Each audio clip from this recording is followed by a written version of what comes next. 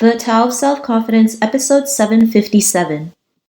Welcome to the Tao of Self-Confidence, where I share stories of amazing women who have discovered their inner journey to self-confidence. Visit our website at thetaoofselfconfidence.com. Your inner journey to self-confidence awaits. Well, hello friend. Welcome to the Tao of Self-Confidence, where I share stories of amazing women who have discovered their inner journey to self-confidence. I'm your host today, Sheena Yap Chan, and today I have a phenomenal lady on the show today. She is a nutritionist, and I'm really excited to have her on and share her story with us today on self-confidence. So without further ado, I'm going to introduce you to Aimée Suen. Aimée, how are you today? Maybe you can fill in a little bit more by yourself to the listeners. Hi, Sheena. It's so nice to be here. I am many things. I am a nutritionist, I'm a podcaster, I am a creative, and I really love helping folks figure out their health and wellness in a way that works for them. Thanks for sharing that. And Aimée, what's your cultural background?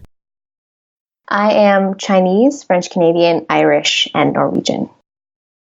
Thanks for sharing that. And Aimée, what would be your favorite self-confidence quote?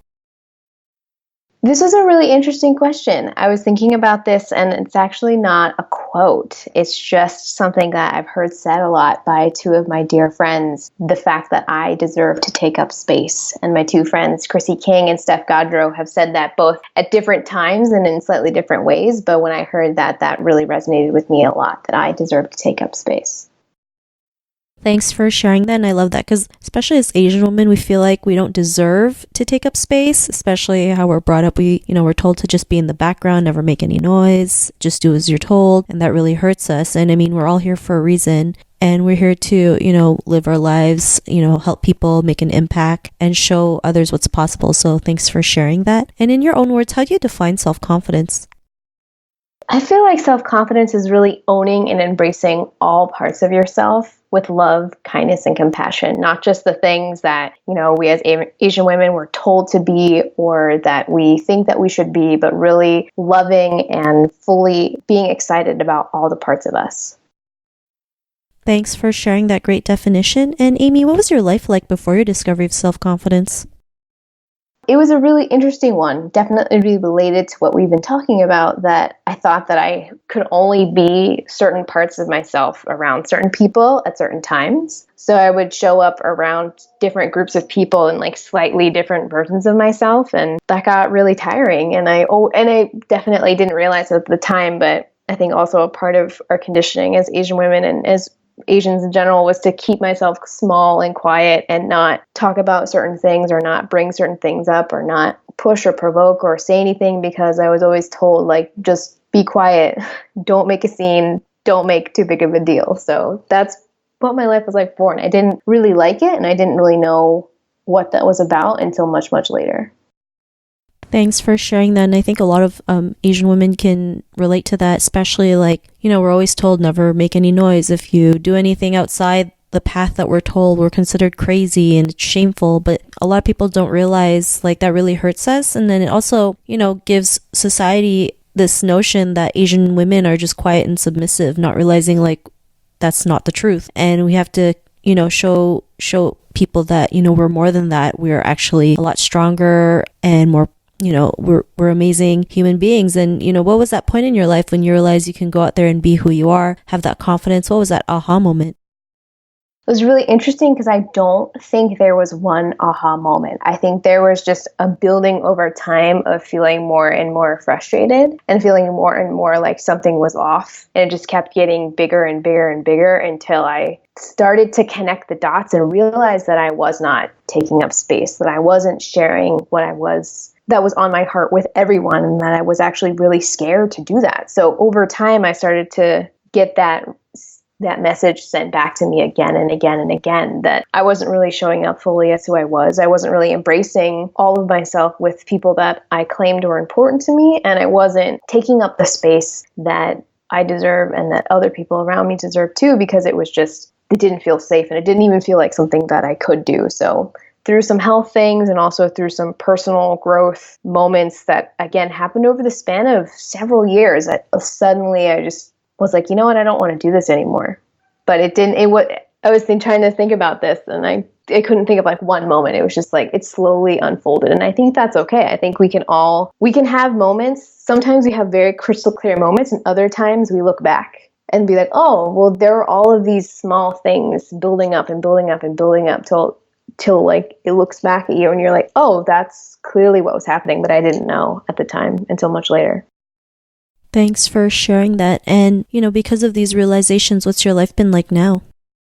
Definitely an ongoing process. I definitely have moments where I feel a lot more confident to take out space, and I feel a lot more confident to share what's on my mind. And there are other times when it still feels really, really scary. It's a natural thing as we move forward. There are still things that are like, oh, it's not quite resolved yet, and so it's just going to pop up. It's a lot of, going to therapy, doing the work, talking with other people, doing healing work, which is like looking at stuff that I didn't realize I was carrying with me, like the conditioning, like the things like from our Asian communities, from being a woman, all these things. And honestly, starting a podcast was really, really helpful for me too, the Small Steps podcast, which yes, is about nutrition, but also was the first time that I ever really grew into speaking myself. And yes, I do have interviews, but there are shows where it's just me talking. And the more that I got comfortable with just me talking, the more that I realized that it was okay for me to say what was on my mind, and that what was on my mind was valid and important, and that other people needed to hear that too.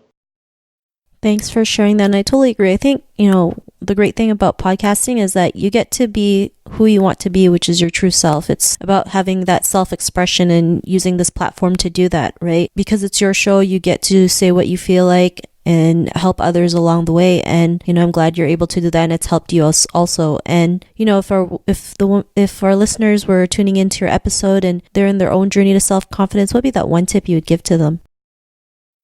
I actually have so many tips, but the first biggest one would be to take small steps and know that it doesn't have to be this big overnight change. You don't have to throw everything out the window. You don't have to quit your job and go on some like eat, pray, love journey. Like you can take small steps and they will add up over time. And it might feel scary, and that's completely normal. That's very, very fine. I've definitely not done all this and been like striding in with confidence. Like it's been really scary to take some of these steps. It's been really scary to have a podcast. And at the same time, it's like, oh, okay, this feels right. And sometimes it feels really scary. I think it's also really important to find people in your life that really love and support and see all parts of you. I've definitely shifted and changed my friends groups and my family groups over the years as I've really stepped more fully into myself and have felt more confident knowing that the people that I share myself with are people that can fully love and receive and support me. And I think it's also really important to process these things either with friends or with a professional, a mental health professional, so that you can kind of get clear on what are those things that are in the way or that you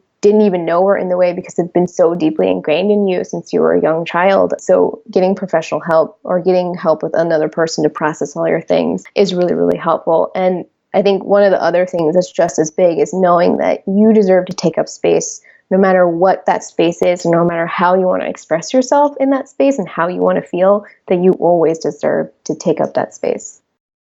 Thanks for sharing those great tips. And if our listeners wanted to get to know a little bit more about you and what you do and check out some of your work, is there any links or social media profiles we can connect with?